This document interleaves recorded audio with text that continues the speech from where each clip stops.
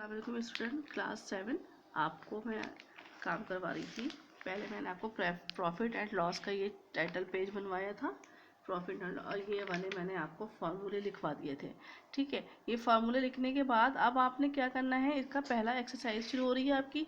पहला है question, the man purchase a dozen pens for price for 25 rupees and each sold then at of 28 each. Find the total profit be as well as the profit percentage on the transaction. ठीक है, इसका पहले आपने data बनाना है। Data में आपको क्या दिया हुआ है, परचेस्ड डजन पेन, एक दर्जन पेन कितने के थे, 25 रुपीज़ के थे, ये लिख दिया आपने। ठीक है, इसके बाद है cost of cost price of dozen pen. अच्छा, आपने क्या करना है, अब आपको डजन पेन की जो है प्राइस पता करनी है। ये तो है, तो क्या करेंगे आपने इसको मल्टीप्लाई करना है 12 से, क्योंकि एक डज़न में कितने होते हैं, 12 होते हैं। तो डज़न को 25 को जब आप 12 से मल्टीप्लाई कर देंगे तो 300 आंसर आ जाएगा। ये हो जाएगा आपका एक दर्जन पेन की कीमत हो गई। ठीक है, इसके बाद है डज़न पेन कितने हैं, 28 पर ईच। एक पेन कितने का है, 28 रुपये का, मतलब 28 रुपीज़ का एक पेन है। ईच का मतलब एक पेन। अच्छा, सेलिंग प्राइस क्या है, 28 को आपने 28 से मल्टीप्लाई कर दिया, किससे, 12 से। ठीक है, इसको आगे 336। अब आपने इसका क्या, प्रॉफिट परसेंटेज पता करनी है, प्रॉफिट पता करना है और प्रॉफिट परसेंटेज, ये दोनों चीज़ें आपको पता करनी है। अब हम इसमें फार्मूला यूज़ करेंगे। कौन सा फार्मूला होगा, सबसे पहले प्रॉफिट का फार्मूला है sale price minus cost price.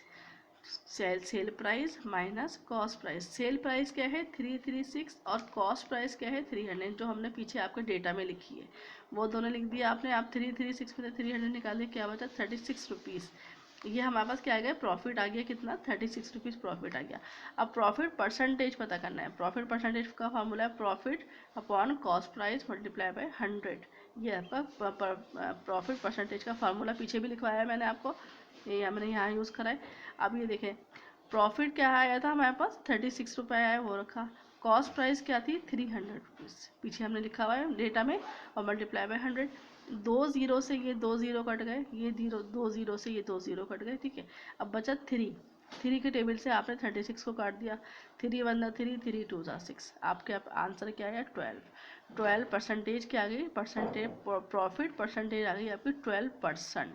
ठीक है, अब इसके बाद आप दूसरा सवाल है, mister Asran bought a plot of land for 1000, इतने रुपए की इन्होंने एक प्लॉट खरीदी है। ठीक है, ज़मीन का एक प्लॉट खरीदा है, and sold it for a profit of 20% at what price did he sell it. इसका मतलब है कि इन्होंने जो है एक जो है प्लॉट ख़रीदा था वो इतने रुपए का था, उसकी प्रॉफिट परसेंटेज जो है वो 20% है। अब ये बताइए कि उन्होंने इसको कितने में सेल कर दिया। ठीक है, अब ये है डेटा बनाया पहले आपने। कॉस्ट प्राइस क्या है आपके पास, ये लिखी हुई है। प्रॉफिट कितना था, 20% था। आपको पता क्या करना है, सेलिंग प्राइस पता करनी है कि इन्होंने ये इतने रुपए में ये इन्होंने एक प्लॉट ख़रीदा, उसकी परसेंटेज ये है। आप ये बताइए इन्होंने इसको कितने में सेल कर दिया, तो ये लिखना है आपको। पहले आपको हम बनाया सॉल्व, डेटा बनाने के बाद first we find profit in rupees. हमें क्योंकि परसेंटेज में दी हुई है, हम इसको पहले रुपीज़ में पता करेंगे। ठीक है, profit equal to 20 multiply 100 equal to, ये हमारे पास कॉस्ट प्राइस डायरेक्ट आई थी। आपने परसेंटेज ख़त्म करना है ना, तो इसलिए आपने 20 के नीचे क्या लगाया, परसेंटेज का 100 लगा दिया। अब हमारे पास प्रॉफिट परसेंटेज ख़त्म हो जाएगी, रुपीज़ में आ जाएगी हमारे पास वैल्यू। ये 2 जीरो से इन्होंने ये 2 जीरो काट दिया। ठीक है, अब बचा ये 20 को 1080 से मल्टीप्लाई कर दिया। 20 को 1080 से मल्टीप्लाई कर दिया, तो आपके पास आंसर आ गया ये। और ये हमारे पास अब रुपीज़ के अंदर प्रॉफिट पता चल गया हमको, ये आ गया आंसर। अब हमारे पास सेलिंग प्राइस पता करने के लिए हमने जो हमारे पास असल प्राइस थी वो लिखी हमने, और जो प्रॉफिट परसेंटेज की जो प्राइस थी वो लिखी। इन दोनों को आपस में हमने क्या कर दिया, प्लस कर दिया, हमारे पास आंसर आ गया। ये हमारे पास क्या आ गई, सेलिंग प्राइस हमारे पास मालूम हो गई हमें। ठीक है, इसमें मैं आज को आपको ये 2 सवाल बता रही हूँ, ये दोनों सवाल आपको अपनी कॉपीज़ में करने हैं समझ के। शुक्रिया।